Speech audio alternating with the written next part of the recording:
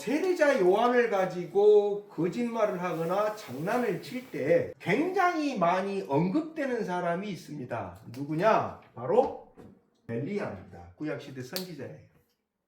근데 왜 엘리야가 그렇게 많이 언급이 되느냐? 자, 마태복음 11장 14절. 너희가 그 예언을 기꺼이 받아들이려고 하면 요한 바로 그 사람이 오기로 되어 있는 엘리야이다. 엘리야가 누구래요? 예수님이 하신 말씀이에요? 누가 엘리야래요? 세례자 요한이 엘리야다. 요한하고 엘리야하고 같은 사람이에요? 다른 사람이에요? 다른 사람이잖아요. 근데 예수님은 세례자 요한이 엘리야라 했단 말이에요. 그러면 이 엘리야라는 말에는 어떤 의미가 담겨 있느냐? 바로 걷다가 책을 딱 볼펜 꽂아 놓으시고요. 그 앞에 있는 구약 성경 제일 마지막 책인 말라기 5장으로 한번 가보세요. 4장 5절. 주의 크고 두려운 날이 이르기 전에 내가 너에게 엘리야 예언자를 보내리라. 예, 자, 주의 크고 두려운 날이니까 무슨 날입니까? 하나님이 강림하시는 날. 그 전에 누구를 보낸대요? 엘리야를 보낸다 이게. 자, 그러면 여기서 이제 어떤 관계가 성립이 될까요?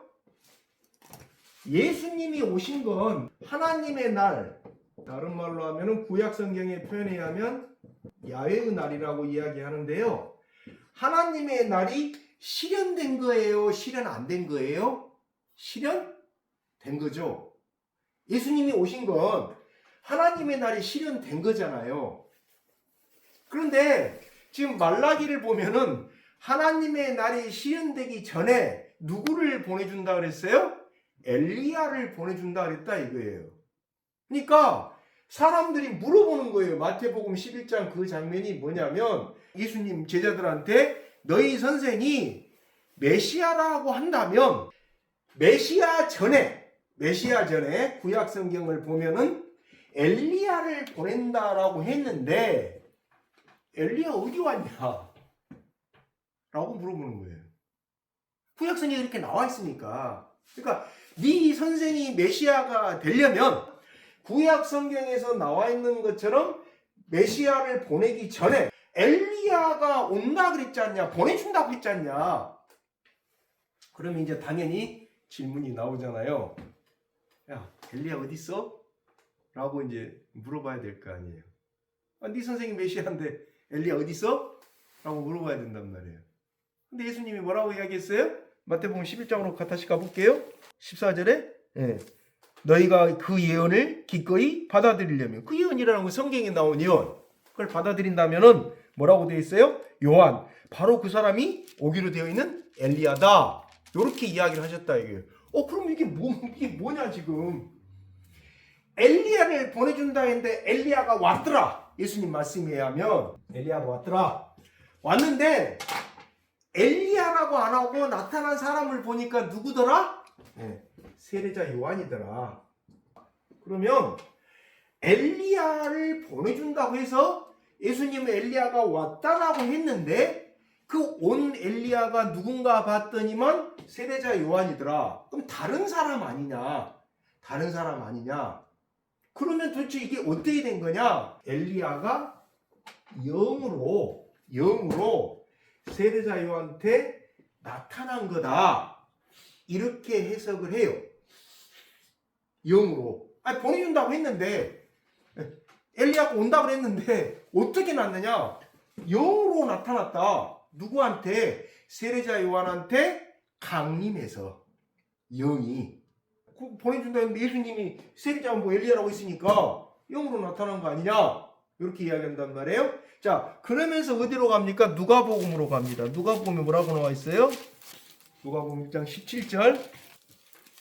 그는 또한 엘리야의 신령과 능력을 가지고 주님보다 앞서와서 부모의 마음을 자녀에게로 돌아오게 하고 거역하는 자들을 의인의 지혜의 길로 돌아서게 해서 주님을 맞이할 준비가 된 백성을 마련할 것이다. 엘리야의 신령과 능력으로 온대요. 누구 이야기합니까? 세례자 요한을 갖다 임신했을 때, 그죠? 13절에 나오잖아요. 엘리야가 아이를 낳아줄 거다. 라고 하면서 그 아이가 어떤 아이다 라고 이야기하는데 뭐라고 이야기합니까? 엘리야의 심령과 능력을 가지고 올 거다. 그럼 맞지 않냐? 엘리야의 심령이라는 게 엘리야의 영을 이야기하는 거니까 엘리야의 마음과 능력을 가지고 나타나기는 누가 나타났다? 다른 사람이 나타났다. 그러니까 영은 엘리야인데 나타난 사람은 다른 사람이다 이게. 세례자 요한이다 이게. 자, 그러면 이제 어떻게 됩니까? 강림이 어떤 식으로 일어나는 거예요? 엘리야의 영이 세례자 요한에게로 엘리야를 보내준다고 했는데, 그럼 이제 이와 같이 재림도 어떻게 하다? 재림도 예수님이 강림하신다고 했는데 예수님의 뭐가? 영이, 예수님의 영이 누구에게? 엘리야인데 세례자 요한의 영이 임했던 것처럼 예수님의 영이 누구에게? 예수님의 영을 받을 수 있는, 예수님의 영하고 예수님의 마음하고 이렇게 일체를 이룰 수 있는, 그런 쉽게 말해서 뭐 조건이 되든지 아니면 뭐 파장을 맡든지 뭐 이런 사람, 그 사람이 누군지는 모르겠어요. 어떤 사람에게 예수님의 영이 임해서 그 사람이 무엇을 하게 될 것이다? 재림주로 사역하게 될 것이다. 이렇게 이제 설명을 해요. 이해가 되세요? 한번 보세요. 메커니즘을. 자, 이건 엘리야를 보내주신다라고 한 것은 어디에 나온 이야기예요? 말라기서에 나온 이야기예요. 구약성의 제일 마지막에 말라기서가 들어가 있고 거기에 엘리야를 보내준다고 했는데 예수님의 말씀에 의하면 엘리야가 왔다 이거예요. 왔어요? 왔는데 누구예요? 세례자 요한으로 왔어요. 그러면 영을 다른 사람이 왔잖냐, 보내기는 한다고 했는데 그럼 어떻게 된 거냐? 영으로 갔다가 그 사람에게 강림했다 이게. 누가복음을 보니까 엘리야의 심령과 능력이라 했으니까, 그러니까 엘리야의 영이 능력을 딱 가지고 가서 세례자 요한한테 딱 이렇게 강림을 해가지고 그렇게 했다. 세례자 요한이 실제로는 엘리야의 영으로 살았던 사람이다. 엘리야 이렇게 했다. 이렇게 이제 이야기한단 말이에요. 자, 그러면 재림은 어떠냐? 재림도 마찬가지다.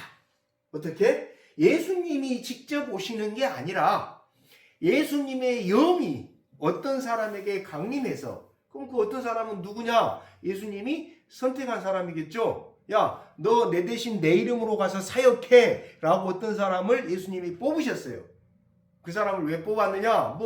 이 사람이 여러 가지 예수님이 시험을 해보셨는데 마음에 들더래요. 그래서 그 사람한테 너 가서 내 대신 내 이름으로 사역해 라고 뽑은 사람에게 예수님이 뭘로? 영으로 강림을 하셔서 그 사람이 재림주로 사역하게 된다. 이게 뭐다? 재림의 역사다. 왜? 이게 보면 그렇지 않느냐? 이렇게 이제 설명을 한다 이거예요. 그럼 이 말이 맞습니까? 틀립니까? 네, 틀려요. 그럼 누가 보면 그건 뭔 이야기냐? 엘리야의 심령과 능력이 온다는데 이게 뭔 말이냐? 그 다음에 마태복음의 그 이야기는 뭔 말이냐? 예수님이 세례자 요한이 엘리야라고 했는데 이건 뭔 말이냐? 그러면서 이제 어디를 묻습니까? 요한복음을 이야기하거든요. 요한복음 1장 21절에서 유다 사람하고 제사장들 레위파 사람들이 요한한테 사람을 보여갖고 뭐라고 물어봐요? 당신이 엘리야요? 라고 물어봤다 이게. 근데 세례자 요한은 자기가 엘리야가 아니라 그랬다 이게. 그러니까 여기서 이제 무슨 일이 일어나느냐? 예수님하고 세례 요한이 사이가 벌어졌다. 예수님은 세례자 요한 보고 엘리야라고 했는데 세례자 요한은 자기를 갖다 엘리야로 알았으니까 둘 사이가 벌어진 거 아니냐? 그래서 지난 시간에 말씀드렸던 것처럼 뭡니까? 세례자 요한이 예수님을 제대로 증언하지 못하고 그렇게 해서 예수님이 어려움을 겪게 됐다. 이런 부분이 하나 있고, 요건 이제 그거하고 좀 다른 면인데 같이 포함되어 있는 거예요. 야, 엘리야가 온다라고 엘리야를 보내주신다고 하나님이 약속해 놓으셨고 했는데 분명히 엘리야가 그러면 왔어야 된다. 왔는데 실제로 예수님이 그리고 왔다고 했다. 왔다고 하셨다. 근데 엘리야가 왔다고 했는데 보니까 세례자 요한이더라. 이처럼 재림도 마찬가지 아니냐? 예수님이 영으로 와서 예수님의 모습을 갖다 알아볼 수 있는 게 아니라 예수님이 주신 말씀을 가지고 예수님이 하셨던 일을 하는 사람이 재림주로 사역을 하는 것이지 부활하신 예수님이 직접 오는 건 아니다. 왜? 영으로만 부활하셨기 때문에 이렇게 이제 이야기를 한다는 말이에요. 그렇게 이제 갖다가 붙여요. 이건 우리말 번역이 아니라 헬라어로 되어 있는 문장하고 요 구조를 따져봐야지 정확히 알 수가 있습니다. 이게 무슨 뜻인지. 자, 먼저 말라기부터 가볼게요. 천천히 하나씩 위에서부터 다 순서대로 올라가야 되니까 말라기에서 엘리야가 하기로 한 일이 뭡니까? 말라기 4장 5절 엘리야를 보낸다 했어요? 6절에 엘리야가 하겠다고 한 일이 있어요. 뭡니까? 아버지의 마음을 자녀에게 돌이키고 자녀의 마음을 아버지에게로 돌이킬 것이다. 이겁니다. 자, 볼게요. 자, 거기서 보면 엘리야가 와서 하는 일이 뭐라고 했어요? 할 일이 뭐라고 했어요? 아버지의 마음을 자녀에게 돌이키고 자녀의 마음을 아버지에게. 요 일을 누가 한다고 그랬어요? 엘리야가 한대요. 자, 그러자 아까 말씀드렸던 것처럼 엘리야의 영이 세리자 요한에게 강림했다라고 성경을 오해한 사람들이 뭐라고 해석하느냐? 여기서 아버지가 누구예요? 하나님. 자녀가 누구예요? 이스라엘 백성. 이렇게 아버지하고 이스라엘 백성하고 틀어져 있는데 이걸 엘리야가 와서 하나님하고 마음을 어떻게 했어야 돼요? 풀어줬어야 된다. 그러면 예수님이 사역하기가 쉬웠겠죠. 요 방식대로 해석을 하면은. 왜? 이스라엘 백성이 하나님이 나타나신 분이 하나님이 역사하신 분이 예수님인데 그걸 모르고 예수님을 반대했었으니까 하나님하고 관계가 만약에 원만하게 풀어져 있었으면 아, 예수님이 하나님이 보내신 사람이구나, 보내신 분이구나 라는 걸 알고 예수님을 반대하는 일은 안 했을 거 아니에요. 그죠? 근데 그걸 누가 한다고 그랬어요? 엘리야가 한다고 그랬잖아요. 그러니까 엘리야가 그 일을 한다고 그랬으니까 세리자 요한이 그 일을 제대로 해줬어야 되는데 못 해줬다 라고 이제 성경을 왜곡한단 말이에요. 그게 맞아요? 여기서부터 이제 말라기 여기서부터 이해부터 문제가 생겨요. 왜? 여기서 이 아버지가 하나님을 이야기합니까? 아니면 일반 집안의 일반 가정의 가장을 이야기를 합니까? 가장. 뭐 그때 당시 가장이 아버지니까. 네. 어떤 거예요? 네. 일반 가정의 가장을 이야기해요. 일반 가정의 아버지를 뜻해요. 하나님이 아니고. 아니 이건 무슨 일반 가정의 아버지냐? 하나님이지. 하나님하고 인간관계를 갖다 이스라엘 백성의 관계를 부모 관계로 설명한 거 아니냐? 아니다 이거예요. 왜? 아까 뭐라 그랬습니까? 원문으로 봐야지 이 오해를 풀어낼 수가 있다니까요. 이 여기서 나오는 아버지라는 단어가 단수예요, 복수예요? 복수예요. 히브리어로. 구약 성경 어디에서 하나님을 아버지로 표현할 때 복수로 쓰는 경우가 있어요, 없어요? 없어요. 절대 없어요.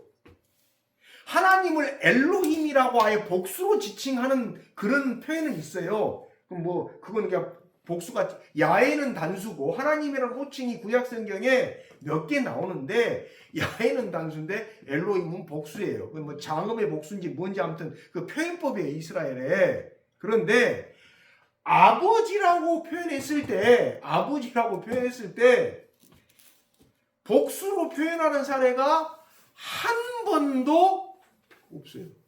한 번도 없는데 갑자기 말라기 때 딱 와가지고 야 이거 하나님 아니냐? 자, 그러면 오해가 생긴 게 뭡니까? 우리말 성경에 뭐라고 나와 있어요? 아버지의 마음이라 해서 단수로 번역해 놨잖아요. 정확히 번역하면 어떻게 돼요? 아버지들의 마음이 돼야 돼요, 이게. 그래서 아까 말씀드렸던 것처럼 이 재림 쪽을 갖다 오해를 하는데 풀어내려면 뭘 해야 됩니까? 원문 분석으로 들어가야 돼요. 그러니까 말라기가 이야기했던 건 엘리야가 와가지고 뭘 한다는 말이에요? 집안의 가정에서 가정을 화목시킨다는 말인데 다른 말로 하면 뭐예요? 가정을 어떻게 한다라는 거예요? 율법에서 이야기하는 것처럼 가정을 회복시킨다라는 말이에요. 이 가정 회복이라는 게 왜 그렇게 중요합니까? 유대인들한테는 굉장히 중요한 이슈였어요. 유대인들한테는. 왜요? 가정 회복이 언제 일어난다라고 생각했어요? 유대교에서는 예수님 당시에 메시아가 강림하는 징조 중에 하나가 메시아가 강림하면은 뭐가 일어난다라고 봤어요? 가정이 회복된다라고 봤어요. 그러니까 메시아가 강림하기 전에는 가정 회복이 안 돼요.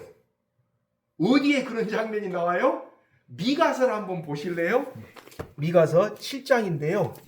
너희는 이웃을 믿지 말아라. 예. 친구도 신뢰하지 말아라. 예. 품에 안겨서 잠드는 아내에게도 말을 다 털어놓지 말아라. 예. 이 시대에는 아들이 아버지를 경멸하고 딸이 어머니에게 대들고 며느리가 시어머니와 다툰다.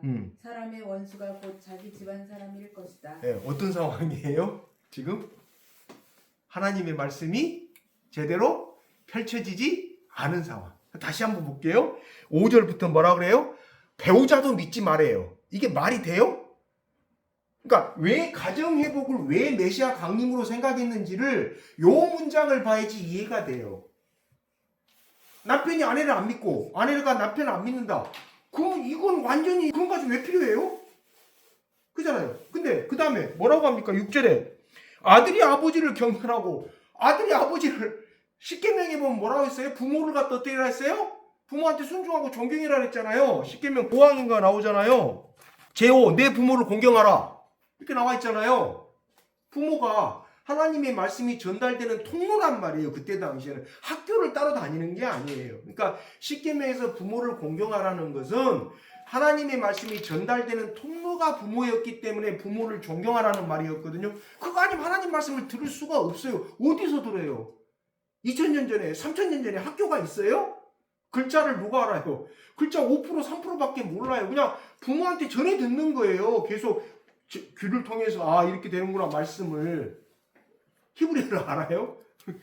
후대에 가서 알았죠. 후대에 가서 랍비아고 생기고 이러면서 야 안 되겠다. 우리가 말씀을 붙잡지 않으면 우리나라 이 유대인 민족의 정체성이 없어진다. 거기서부터 이제 교육이 시작됐지.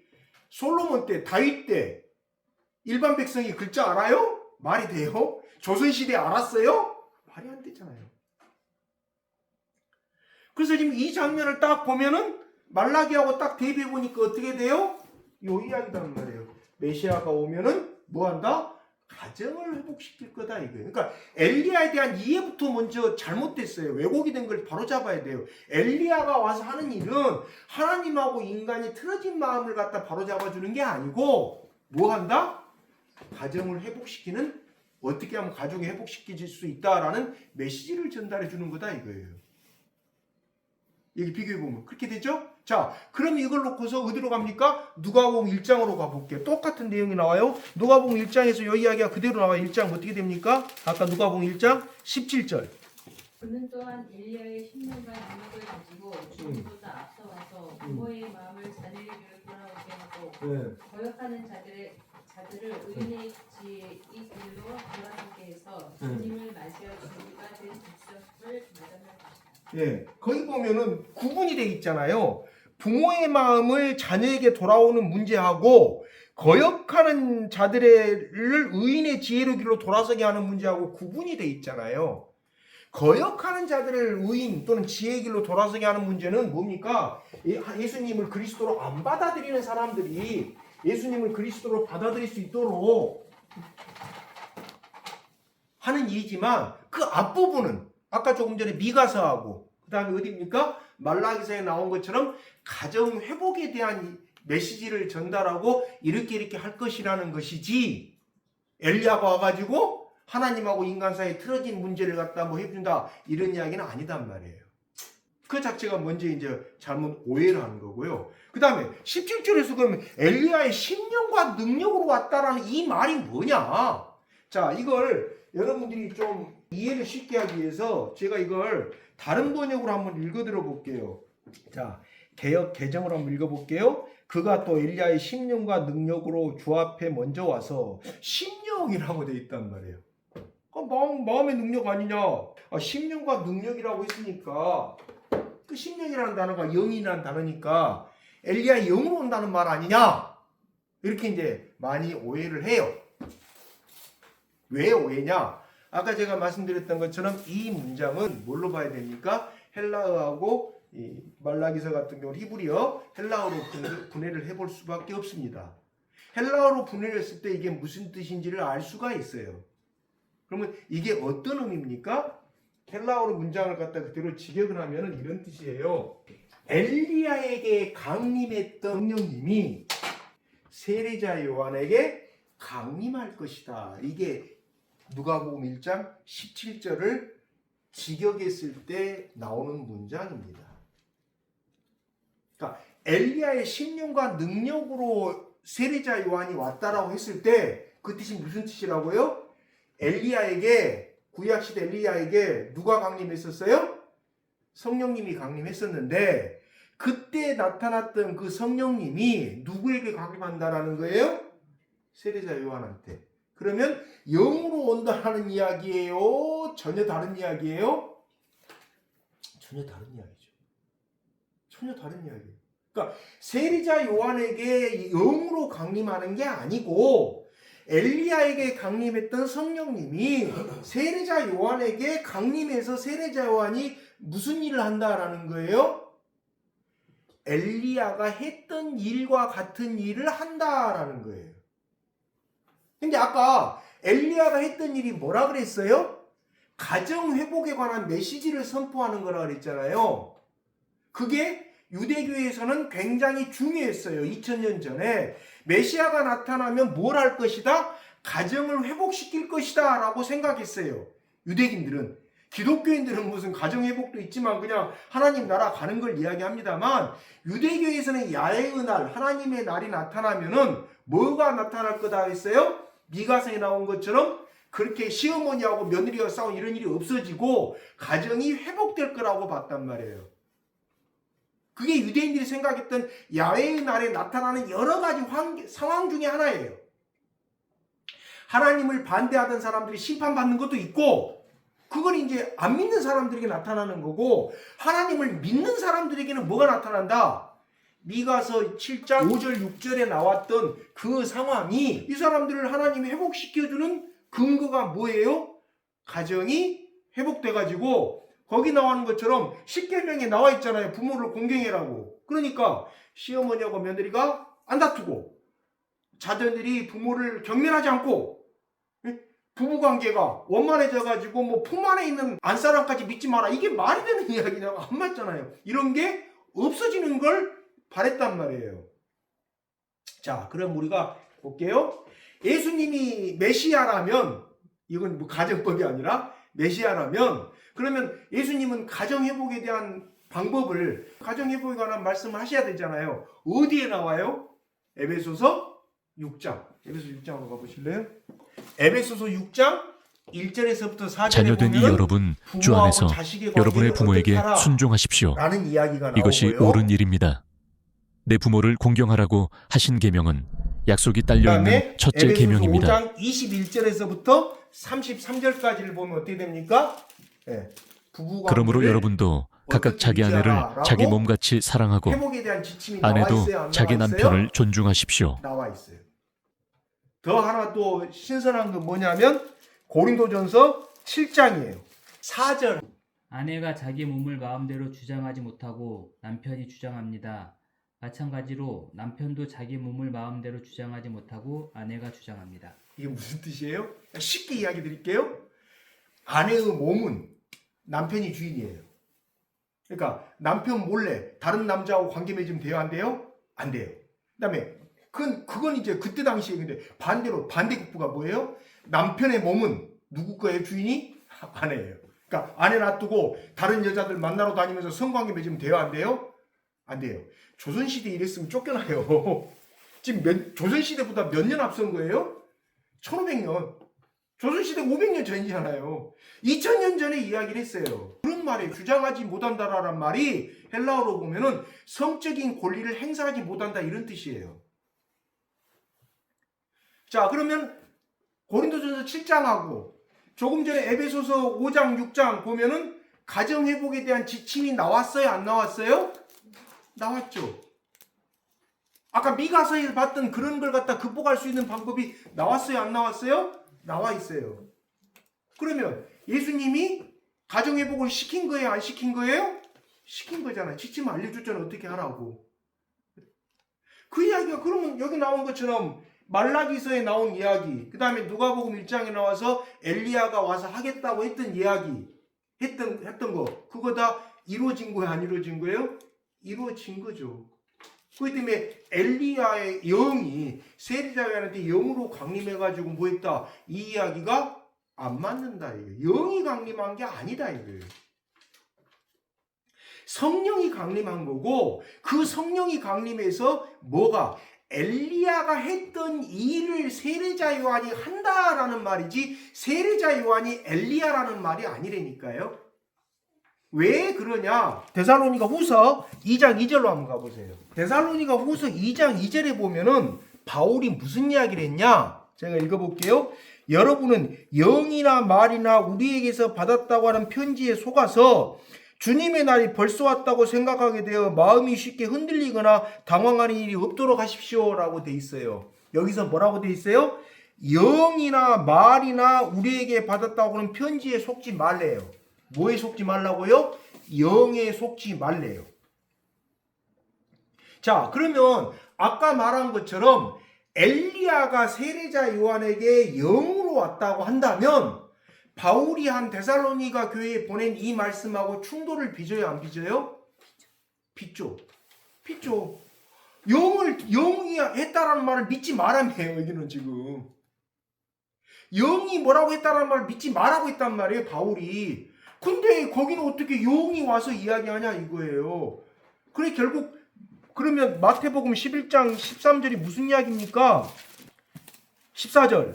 너희가 그 예언을 기꺼이 받아들이려고 하면 요한, 바로 그 사람이 오기로 되어 있는 엘리야다. 이 이야기가 무슨 이야기예요? 여기 써놨어요. 세례자 요한이 뭘 했다? 엘리야가 해야 할 일을 했다 이런 뜻이래요. 그리고 이게 세례자 요한에게 엘리야가 영으로 강림했다 이렇게 이야기를 하면은 데살로니가 후서 2장 2절하고 충돌을 빚어요? 안 빚어요? 빚어요. 그럼 누구하고 충돌을 빚는다라는 말이 돼요? 바울하고 누가? 예수님이 서로 충돌을 빚는다라는 말이 돼버리잖아요. 바울은 영 믿지 말라고 그랬잖아요. 지금 조금 전에 데살로니가 2절에서. 근데 세례자 요한한테 엘리야 영이 갔다. 그러면 영으로 간 거니까 믿으면 돼요? 안 돼요? 안 되잖아요. 안 되니까 예수님하고 바울이 충돌을 빚은 게 되잖아요. 그래서 이걸 한글로 번역이 히브리어나 헬라어로 한글로 번역이 다 안 된다 그랬잖아요. 그러면 이 뜻이 뭐냐? 결국 이다 이게 세례자 요한은 뭘 할 거다? 엘리야가 와서 해야 될 일을 했었다 이거예요. 엘리야가. 그러면 세례자 요한이 했던 일이 뭡니까? 헤로드 왕이 결혼 잘못했다고 율법 안 지켰다고 비판했단 말이에요. 잘못했다고. 그래서 뭐라고 이야기하냐? 세례자 요한이 죽었을 때 누가복음 한번 보실래요? 누가복음 3장 20절 한번 봐보세요. 거기에다가 또 다른 악행을 보태었으니 요한을 오게 가둔 것이다. 네. 악행을 보탰는데 그 악행이 뭐예요? 세례자 요한을 감옥에 보낸 거죠. 자, 보세요. 근데 이 일 자체가 무슨 일이라 그래서요? 누가복음 3장 20절에 이 일 자체가 악행이래요. 악행이래요. 그죠? 세례자 요한을 감옥에 보낸 게 악행이래요. 그러면 세례자 요한을 감옥에 보내게 한 일이 뭐냐 이거예요. 헤로드 왕보고 율법에 어긋난 결혼했다고 비판했던 거거든요. 율법에 어긋난 결혼이 뭡니까? 자기 남동생 와이프하고 결혼을 한 거예요. 율법에 어긋난 행동이에요. 그러면 지금 세례자 요한이 뭐 이야기한 거예요? 가정의 질서를 지킨 것. 율법 중에서 어떤 부분 이야기한 거예요? 가정의 질서를 이야기한 거잖아요. 율법에 분명히 나와 있어요. 너 남동생이나 너 형님의 형수하거나 제수하고 결혼하지 마라. 근데 헤롯이 그렇게 했어요. 그러니까 그걸 갖다 세례요한이 비판한 거예요. 야, 너는 어떻게 유대의 왕이라고 하면서 율법을 먼저 모범에서 지키는 게 아니라 안 지키고 율법에서 하지 말라는 결혼을 하냐? 그러면 조금 전에 우리가 말라기서에서 봤던 거, 그 다음에 누가복음에서 봤던 거, 부모하고 자녀의 마음을 돌이켜주고 가정을 회복시키는 메시지를 세례자 요한이 외쳤던 거예요? 안 외쳤던 거예요? 외치고 있었잖아요. 그래서 예수님이 뭐라고 이야기하신 거예요? 세례자 요한이 엘리야가 할 일을 하고 있잖아. 왜? 헤롯 왕부터 율법에 나와 있는 가정을 파괴하는, 가정의 파괴라는 것은 가정의 질서를 파괴한 거니까 율법에 그런 결혼생활을 하지 말라고 했는데 그런 결혼생활을 하고 있으니까 세례자 요한이 잘못했다라고 비판을 했다 이거예요. 했더니만은 세례자 요한을 감옥에다가 가둬버렸어요. 가뒀던데 이걸 쓴 누가는 뭐라고 이야기했어요? 세례자 요한을 감옥에 가둔 이 행위 자체가 뭐래요? 악행이다 이게. 악행이다. 그러면 세례자 요한이 감옥에서 죽었는데 세례자 요한이 감옥에 갇힌 행위 자체가 악행이니까 감옥에서 죽은 건 결국 뭐가 됩니까? 순교가 되죠. 순교가. 그죠? 그리고 아까 말씀드렸던 것처럼 뭡니까? 바울이 분명히 영이나 말이라는 것은 뭡니까? 어디서 들었다는 말을 이야기하거든요. 누가 이러더라. 누가 이렇게 전해줬더라. 그러니까 영이나 말이나 우리한테 받았다는 편지, 가짜 편지가 막 돌아다녔어요. 뭐 베드로가 이랬다더라. 베드로 글자도 몰랐는데. 그래서 베드로후서 전후서도 베드로가 쓴 게 아니잖아요. 불러줬잖아요. 글자를 모르니까. 예. 이런 사람들인데 이런 사람들이 뭐 받아갖고 아까 데살로니가후서 2장 2절에 뭐라고 나옵니까? 주의 날이 다가왔다고. 무슨 뜻이에요? 예수님이 곧 재림하셨다고. 재림할 것이라고. 어디에 재림하실 거라고. 이렇게 말하는 사람들의 말에 속지 말하라고 했단 말이에요. 근데 거기서 뭐라고 그랬어요? 영이 어떤 말을 했다, 어떤 영이 강림해서 뭔 말 했다라는 말은 절대 예수님의 재림하고 관계가 없다라고 이야기했단 말이에요. 그죠? 그럼 아까 말했던 게 이제 감이 잡히잖아요. 아, 세례자 요한한테 엘리야 영이 있다. 이게 아니다. 임한 게 아니다. 영이면 성령이라는 단어예요. 왜냐하면 그 영이라는 단어가 뜻이 8개가 있어요. 크게. 성령이라는 뜻도 되고 또 뭡니까? 귀신이라는 뜻도 되고 바람이라는 뜻도 되고 뜻이 8개예요. 그래서 엘리야의 영이라기보다는 엘리야에게 강림했던 성령이 강림했다라고 보는 게 누가복음 전체에서 그 말 뜻이 맞아요. 그래야지 데살로니가후서 2장 2절하고 충돌을 안 해요. 그리고 엘리야가 하기로 했던 사역, 구약에서 이야기하는 엘리야가 와서 하기로 했던 사역이 뭐라 그랬어요? 가정을 회복시켜주는 거. 왜? 그게 유대인들이 바랐던, 기다리고 있었던 뭐라고요? 하나님의 날이 됐을 때 나타날 복이었으니까요. 근데 그걸 갖다 딱 그렇게 해놓고 엘리야가 세례자 요한으로 왔다. 그러니까 예수님이 이번 요즘도 마찬가지다. 이 시대는 예수님이 누구로 옵니까? 네. 예수님의 영이 어떤 사람에게, 예수님 훈련시킨 어떤 사람에게 왔다 이거. 그럼 이제 무슨 문제가 생겨요? 복잡해져요. 뭡니까? 어떤 사람에게 예수님이 영으로 와서 그 사람이 재림주를 해요. 그럼 지난 시간에 했던 거 다시 되새겨 보세요. 똑같이 어떤 일이 일어나요? 그 예수님이 온 재림주를 내가 모르고 제대로 모르고 증언 못하면 나는 뭐가 돼요? 세례자 요한처럼 개죽음 당하는 사람이 돼버린다. 그 딱 패러다임이, 그 프레임이 딱 틀이 만들어져요. 그러니까 거기 안에 딱 들어가면은 그냥 그렇게 나와요. 밀가루인데 붕어빵에 집어넣으면 붕어빵이 나와요. 국화빵에 집어넣으면 국화빵이 나와요. 똑같은 밀가루인데. 근데 그 밀가루를 지금 어디다 집어넣었어요? 붕어빵에다 집어넣어서 붕어빵 틀에다가 그러니까 붕어빵만 나오는 거예요. 그래서 그 틀로 들어가 있으면 그 틀이 잘못됐다라는 걸 알지 못하는 한 나는 뭐가 돼요? 세례자 요한이 돼가지고 예수님이 영으로 재림한 사람을 갖다가 영으로 강림한 사람을 증언하고 알려주는 사람이 돼야 된다니까요. 안 그러면 나는 뭐예요? 아주 대단한 죄를 지은 사람이 돼버린다니까요. 자, 그러면 이런 이해를 이렇게 왜곡하는 게 최근에만 나온 이야기냐? 최근에 나온 이야기예요? 아니요. 언제부터 나왔어요? 1910년대부터 10년대, 20년대부터 나왔어요. 어떤 사람이 무당인데 뭐라고 했어요? 자기한테 예수 영이 접신해서 강림했다고 했어요. 우리나라에 책에가 나와요. 있어요. 뭐 이런 이야기는 안 할게요. 기독교 100년사에 보면 나오는 이야기예요. 그래서 예수님의 영이 자기한테 강림을 해가지고 접신을 해가지고 말 그대로 뭡니까? 통변을 해요. 그 영이 와서 예수님의 영이 와가지고 우리나라에 실제로 있었던 일이에요. 자, 그 사람이 틀렸다라고 문드러하니까 그 다음에 누가 나타났어요? 목가름을 주장하는 사람이 나타났어요. 목가름은 뭐예요? 예수님의 머리가 자기의 머리가 왔대요. 그래서 예수님의 머리가 딱 붙어가지고 몸에 있는 모든 피가 예수님의 피로 바뀌었대요. 그래서 머리가 딱 예수님이 강림하고 머리가 예수님의 머리이기 때문에 자기 몸은 그냥 머리 되는 대로 다 가잖아요. 그래서 그걸 목가름이라 그래요. 이렇게. 그래가지고 완전히 바뀌었대요. 밖에서 이 사람들은 뭐라고 다녔습니까? 전국을 돌아다니면서 집회를 했어요. 예수님이 나타났다고, 재림 예수가 나타났다고 목가름한. 근데 그 제자들은 어떻게 다녔어요? 전국을 돌아다니면서 아기가 생겨요. 제자들이 막 따라다니는데 전국을 돌아다니면서 집회를 하는데 그래서 야, 네 결혼도 안 하고 그때 30년대인데 결혼도 안 하고 이 여자애가 이거 얘기를 낳았는데 이 아빠가 누구냐라고 물어보니까 인터뷰를 했어요. 그러니까 그때 그 사람이 제자들이 남긴 책에가 그대로 나와요. 뭐라고 이야기합니까?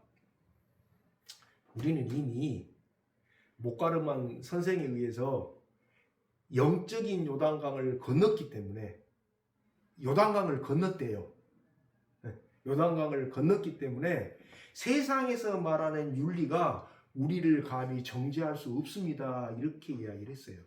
언제 나온 이야기예요? 1930년대에 나왔던 이야기예요. 30년대. 이해가 되세요? 자, 거기서 끝났으면 얼마나 좋았겠어요. 60년대로 넘어가서 뭐가 나타났어요? 목가름 말고 아까 처음에는 뭐라 그랬어요? 접신했다 그랬잖아요. 예수의 영이 접신했다 그랬어요. 두 번째 목가름으로 갔어요. 그 다음에 60년대로 뭐가 갔어요? 피가름으로 바뀌었어요. 이건 또 피가름은 뭡니까? 창세기에 나온 아담 하와가 성관계를 맺어서 타락했기 때문에 회복된 사람하고 성관계를 해야 된다. 그래야지 회복이 된다라고 하는 교리예요. 한두 곳이 아니에요. 그래서 먼저는 교주하고 자고 교주하고 잔 여자가 또 다른 남자하고 자고 뭐 할 때 또 예식이 있어요. 뭐 독특한 뭐 해가지고 뭐 하고 그래서 이걸 갖다 어떻게 됩니까? 그걸 해가지고 왜 그게 세상에 드러났습니까?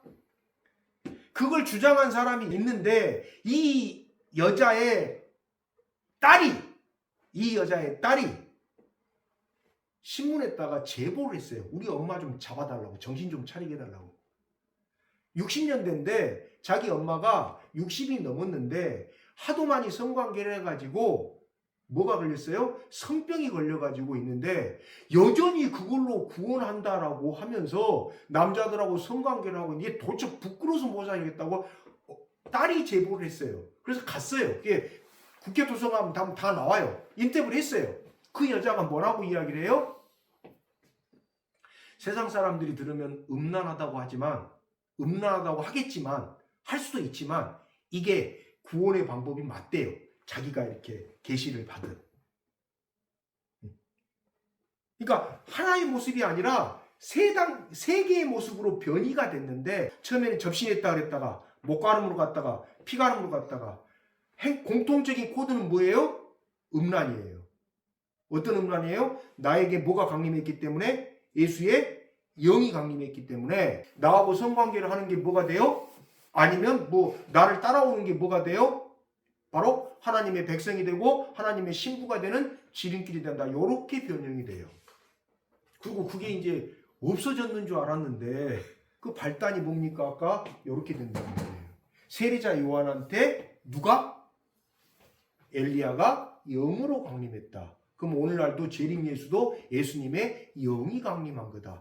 이렇게 된 사고방식이 결국 그런 걸 갖다가 한국에서 만들어냈어요. 그들의 논리는 그거예요. 이미 영적으로 요단강을 건넜기 때문에 죄가 안 된다. 하나 읽어드려 볼까요? 1976년 2월 28일 사망한 상습 사기범 누구누구 교주를 재림주라고 주장하는 사람들이 대형교회를 중심으로 집단 시위 중입니다. 다음 주에는 여의도 순복음교회로 몰려간다고 합니다. 현재는 명성교회입니다. 이들이 집단 시위를 하는 이유는 내부 결속이 가장 큰 목적으로 보입니다. 그리고 이렇게 일요일에도 쉬지 않고 뺑뺑이를 돌려야 잡생각 없이 조직에 충성하기 때문이죠. 그래서 이단 사이비에 빠지면 결코 그리스도 안에서 참된 평안이 없는 겁니다. 이게 뭐라고 나와 있냐? 플래카드 읽어볼게요. 한국 교회는 회개하고 재림 예수를 영접하라. 이게 근데 이 사람이 죽은 건 맞아요. 뭐 여기 나온 이 사람 정부에서 써놓은 글이니까 그 사기범으로 교도소에 안에서 죽었어요. 근데 아니래요. 뭐하고 비슷해요? 그 교주가 성폭행범인데 아니라고 주장하는 거하고 다를 바가 하나도 없어요. 뭐 왜 그런 생각을 갖게 되냐 이거예요. 영으로 강림했다라는 요것 때문에 그래요. 근데 이 글을 쓴 성경 기자들의 사고방식에서는 영으로 재림한다, 영으로 강림해서 그 사람이 환생처럼 뭐 어떤 일을 한다 이런 개념 자체가 있었어요? 없었어요? 없었어요. 그런 개념이 없어요. 그 개념이 없는데 이게 한국으로 오다 보니까 한국에는 뭐가 있었습니까? 무당. 그래서 1910몇 년대에요. 10년대, 20년대 그쪽에 그게 나타나기 시작해요. 여자가 자기한테 예수 영이 접신을 했대요. 한국교회에서 뭐라고 할지는 몰라가지고 그게 결국 여기까지 넘어왔다니까요. 자, 그러면 아까 말씀드렸던 것처럼 세례자 요한한테 엘리야의 영이 임한 게 아니다 라고 봐야 되는 또 다른 사건이 있어요. 자, 보세요. 정리를 해보자면은, 자, 이렇게 주장하는 사람들이 지금 뭐라 그랬습니까? 엘리야의 영, 엘리야가 전부 다 엘리야의 영이 누구에게 임했다 그랬어요? 세례자 요한의 육신에 임한 거잖아요. 그죠? 구분하셔야 돼요. 엘리야의 영이 세례자 요한의 육신에게 임한 거잖아요. 자, 그럼 똑같은 상황이 같은 시대에 누구한테? 예수님이 있어요. 그 다음에 누가 있어요? 한 명 더 갈게요. 이쪽은 절대 이야기 안 해요. 저쪽 교회에서 바울도 있어요. 예수님 돌아가신 다음에 하니까. 그죠? 자, 그러면 엘리야의 영이 세례자 요한에게 임했다면은 예수님한테는 누가 임했어요? 바울한테는 누가 임했어요?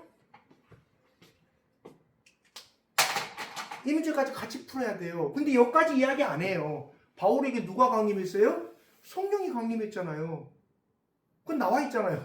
자기에게 성령이 가르쳐 주셨다고. 예수님이 직접 보여주셨잖아요. 말씀하시고 그 다음에 성령에 강림돼서 살았던 사람이잖아요. 바울이. 바울에게 예수님의 영이 임했었습니까? 바울이 언제 바울 서신 다 뒤져보세요. 바울이 쓴 편지 다 뒤져보세요. 자기에게 예수님의 영이 강림했다라고 이야기한 적 있어요? 없어요? 없어요. 바울이 쓴 편지 다 뒤져보세요. 자기에게 예수님의 영이 강림했다라고 말한 적 한 번도 없어요. 뭐가 강림했다 그랬어요? 성령이 인도하시는 대로 간다 그랬지. 성령이 인도하신 대로 간다 그랬지. 자기에게 예수님의 영이 강림했다고 바울이 말한 적이 한 번도 없어요. 자, 그럼 바울은 그랬다 치고, 자, 그다음 여기서 예수님은 어떻게 돼요? 예수님은 누구의 영이 임한 거예요? 하나님의 영이 임했어요? 아니면 뭐 모세가 임했어요? 자, 여기 문제가 마태복음 17장입니다. 마태복음 17장 한번 보세요. 3절. 마태복음 10장 3절에 뭐라고 나옵니까? 엘리야하고 또 한 사람이 누구예요? 모세가 있어요. 엘리야하고 모세하고 누구하고 의논을 해요? 예수님하고. 그러면 예수님한테 모세의 영이 임한 거예요? 예수님 모세예요? 아니요. 안 맞잖아요. 그러니까 세례자 요한에게 엘리야의 영이 임했다라고 한다면 여기에 나와 있는 모세는 어디로 갔냐 이게 모세는 어디로 갔어요?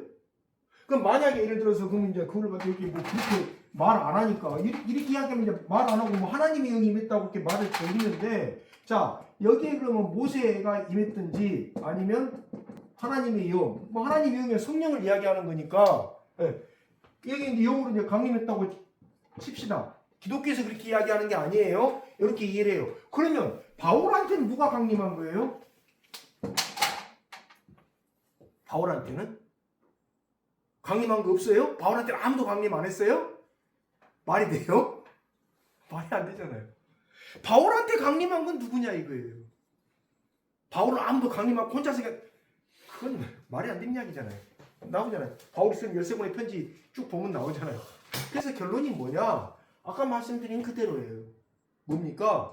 세례자 요한에게 엘리야의 영이 강림한 게 아니라 엘리야에게 나타났던 성령님이 세례자 요한에게 나타나신 거고 누가복음 1장 17절은 예수님이 세례자 요한 보고 엘리야라고 이야기하신 것은 뭡니까? 엘리야가 와서 하기로 했던 일이 뭐라 그랬어요? 가정을 회복시키는 일이었단 말이에요. 그런데 세례자 요한이 실제로 가정 회복의 메시지를 전파하다가 율법 안 지키는 헤로드 왕한테 죽임을 당했어요. 네 그렇게 그건 율법에서 말하는 이게 가정의 질서가 아니다.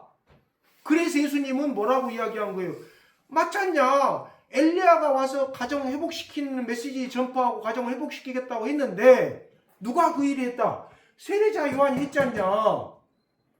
그러니까 세례자 요한이 엘리야가 했던 일을 할 일을 한 사람이다. 이렇게 이야기를 하신 거고요. 마태복음 11장 13절은 그 다음에 그걸 이어받아서 엘리야가 야훼의 날이 되면은 하나님이 날이 되면은 뭐가 일어난다? 가정회복이 일어난다라고 했는데 그 가정회복의 지침을 구약하고 달리 새롭게 예수님 말씀으로 설명한 사람이 누구라고요?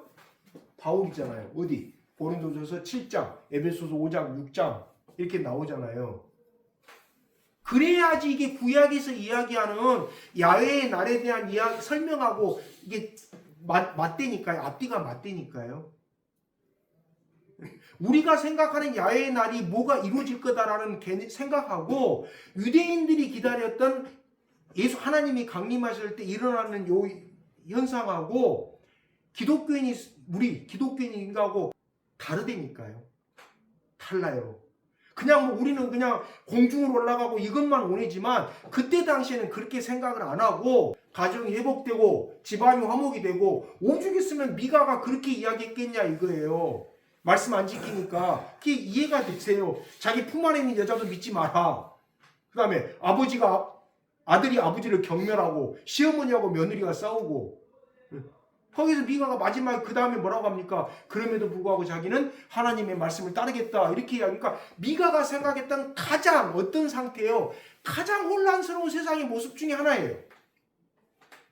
대외적으로는 하나님 안 믿고 그건 이제 완전히 뭐 바알이나 마르둑 믿는 사람들 이야기고 대내적으로는 유다 안에서는 하나님을 믿는다고 하면서 말로는 믿는다고 하면서 뭐예요? 부부간에 서로 믿음이 형성 안 돼 있고 요게 이야기했던 하나님이 심판하시려고 바라보고 있는 유다의 모습이니까요. 미가서.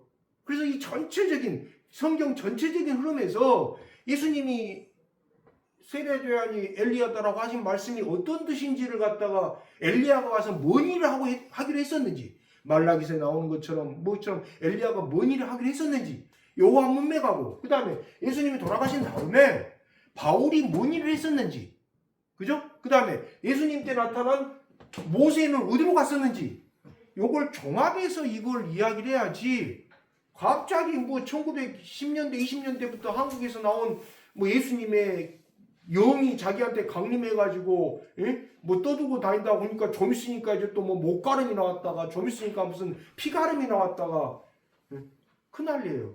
피가름은 지금도 따르는 저쪽 교가 몇 곳 돼요. 피가는 안 없어졌어요. 결론은 뭐냐? 세례자 요한에 대한 이해가 제대로 안 된 상태에서 세례자 요한에 대한 이해를 왜곡시켜 놓고 거기다가 슬그머니 뭘 집어넣었어요? 저쪽 교 교주들의 비리를 갖다 슬그머니 그걸로 숨겼어요.